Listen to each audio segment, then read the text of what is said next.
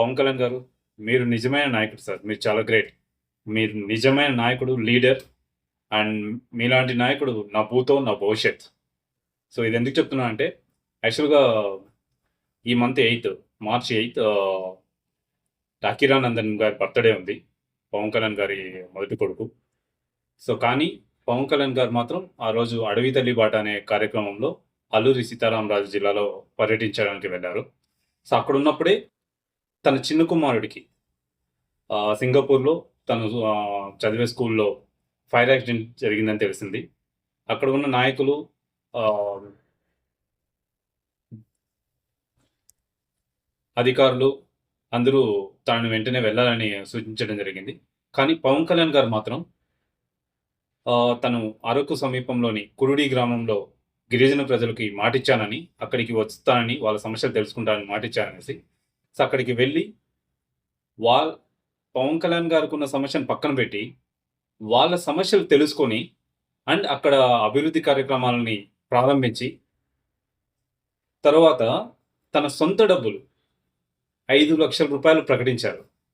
నిజంగా నా జీవితంలో నేనింతవరకు ఏ నాయకుడిని చూడలేదు. సొంత డబ్బులు ప్రజలకు పెట్టడం. ఏ రాజకీయ నాయకుడిని చూడలేదు. సో, ఆయన ఓటమిలో ఉన్నప్పుడు సరే, ఎన్నో కార్యక్రమాలు చేశారు. ఏ ఆపదన్నా తనే ముందుండి ఆహ్, డబ్బులిచ్చేవారు. ఏ ఆపదొచ్చినా సరే, అది వరదలైనా సంథింగ్ వేరే ఏదైనా సరే, ఫస్ట్ విరాళం పవన్ కళ్యాణ్ గారే ఇచ్చేవారు. తర్వాత రైతు కుటుంబాలకి, అది మాత్రం నిజంగా గ్రేట్.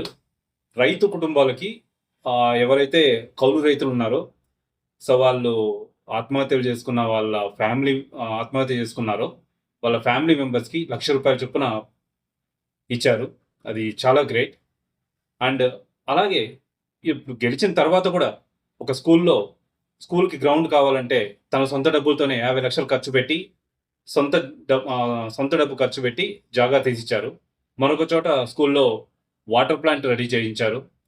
సో, ఇప్పుడు ఇక్కడ 5,00,000 ప్రకటించారు సొంత డబ్బులు. సో, ఏ రాజకీయ నాయకుడు నా లైఫ్‌లో అయితే నేను చూడలేదు. సో, మీరు నిజంగా గ్రేట్ సార్. మీకు ఎన్ని సార్లు సెల్యూట్ చెప్పినా తక్కువే సార్.